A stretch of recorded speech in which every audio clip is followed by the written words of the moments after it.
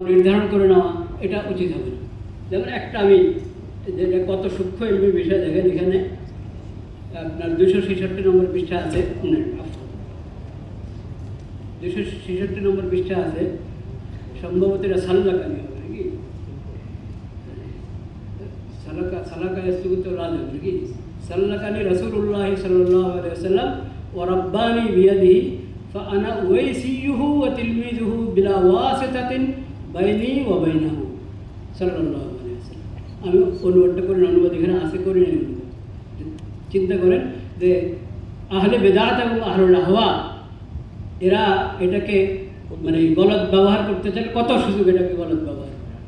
সেই জন্য এগুলো হযরত খাস নিজস্ব আবারতে নিজস্ব ইস্তেরায় লিখেছেন, সেগুলো ওলামায়ে কেরামের কাছ থেকেই এবং গুরুত্বপূর্ণ আলোচনা নিয়ে আসছেন উপমহাদেশ সহ সারা বিশ্বের অন্যতম ফকিহ, জাতীয় খতিব হযরত মাওলানা মুফতি আব্দুল মালিক সাহেব দামাত বরকতুল্লাহ আলিয়া।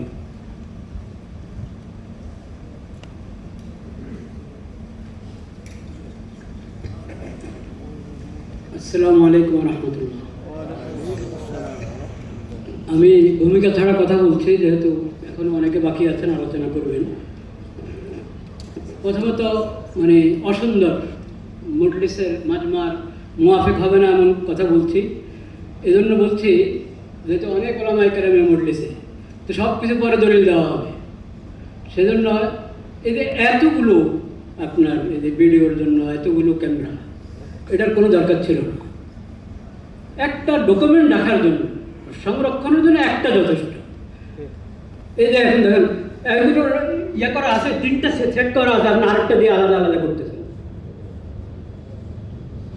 এটা মানে ডিজিটাল তসবির এমন না যে মুত্তাফাক আলাইহি জায়েজ। বাদ ওলামায়ে কেরাম জায়েজ বলেছেন শরায়তের সাথে, বাদ ওলামায়ে কেরাম এখনো আকসারের মত ওটাই যে ওটাও না জায়েজের মধ্যে শরীয়ত সম্মত জরুরতে জায়েজ।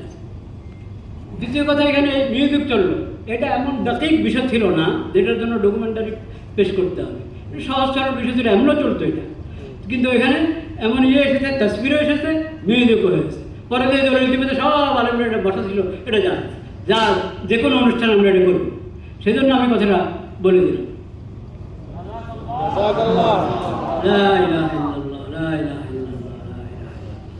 তো বহুত বহুত শুক্রিয়া যারা ইহতিমাম করেছেন। উর্দুটা তো আলহামদুলিল্লাহ আমার কাছে আগেই ছিল, ফুরকান শাহরুল্লাহ নম্বর। এখন আমাদের ডক্টর শহীদুল ইসলাম ফারুকী সাহেব অনুবাদ করেছেন। যদি আমার ব্যক্তিগত রায় হলো এই ধরনের এলমি জিনিস, এলমি যে ভাষায় লেখা হয়েছে ওই ভাষায় থাকা উচিত। ওই উর্দুটাকে যদি নতুন করে ছাপিয়ে ওলামায়ে কেরামের হাতে হাতে পৌঁছানো হতো এবং ওনারা এগুলো নিয়ে নিজেরা মজলিস করে মুযাকারা করতেন এবং নিজেরা রাস্তা গ্রহণ করতেন, ওটা হয়তো ভালো হতো।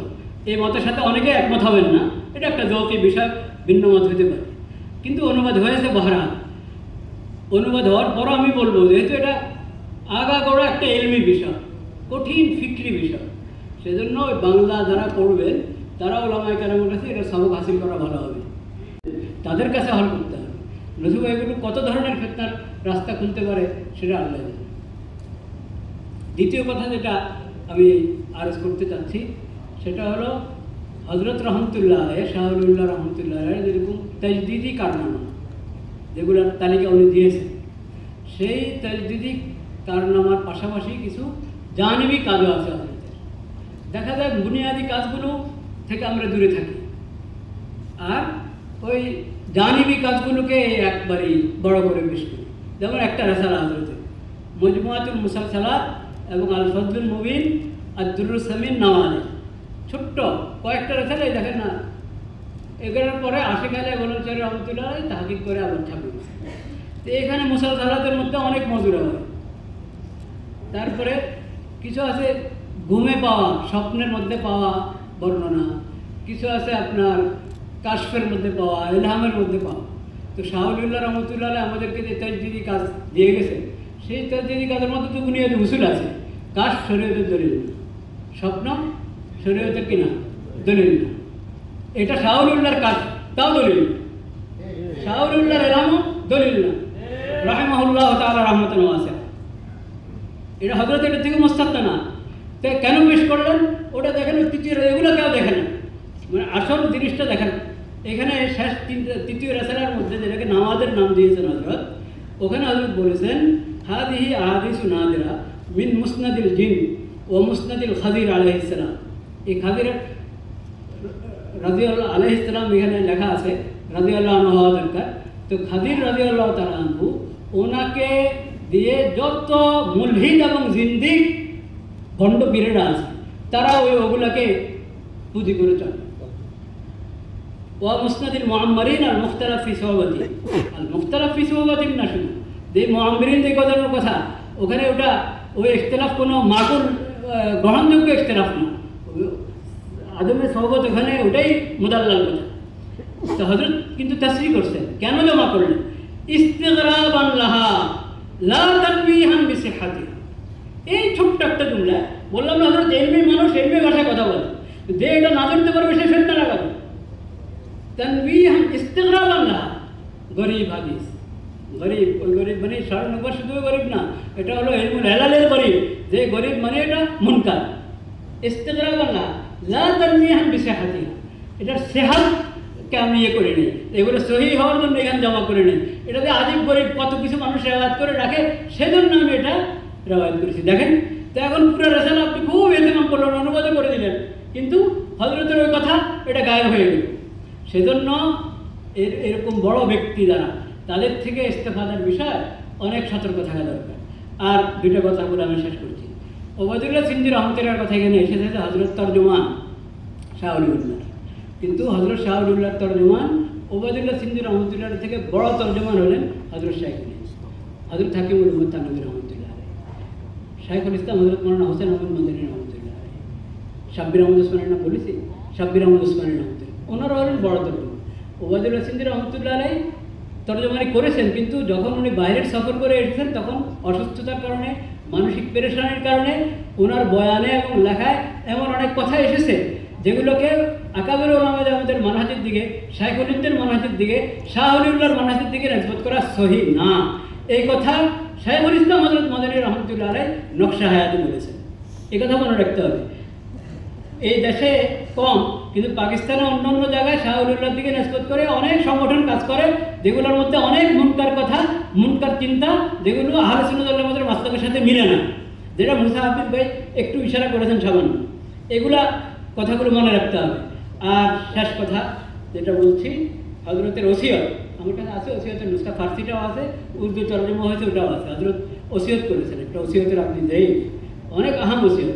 ওই ওসিয়তের মধ্যে একটা কথা আছে যে ওসিয়ত ই আউয়াল ওসিয়ত, এটা প্রথম ওসিয়ত, আউয়াল ওসিয়ত ই ফকির জং জাদা নাস ও কিতাব ও সুন্নত দর ইতিকাদ ও আমল ও পায়ওয়াস্তা ও তদবীর हर दो मशगूल शुदन व हर रोज हिस्सा हर दो खानदान व अगर ताकत खानदान नदारत तर्जुमा व रक़ियत हर दो शनीदान उधर अकायद मजहब खुदमा अहले सुन्नत इख्तियार करदन वास तफसीर व तफ्तीश आजा सलफ तफ्तीश न करदन एराद नमूदन और वह तशकीकात खाम माकूलिया इल्तिफात न करदन उधर फ़ुरूअ पैरवी उलमा मुहद्दिसीन के जामे बाशद मियान फ़िक़्ह व हदीस करदन और दायमन तफरियत फ़िक़हिया व किताब व सुन्नत आरज़ नमूदन आँचे मुआफ़िक़ बाशद दर खैर कबूल आवर्दन व इल्ला कालाए बद बरेश खावन दादन उम्मत रहे जवाब अदालत मुजतहदात पर किताब व सुन्नत इस्तिग़ना हासिल नहीं।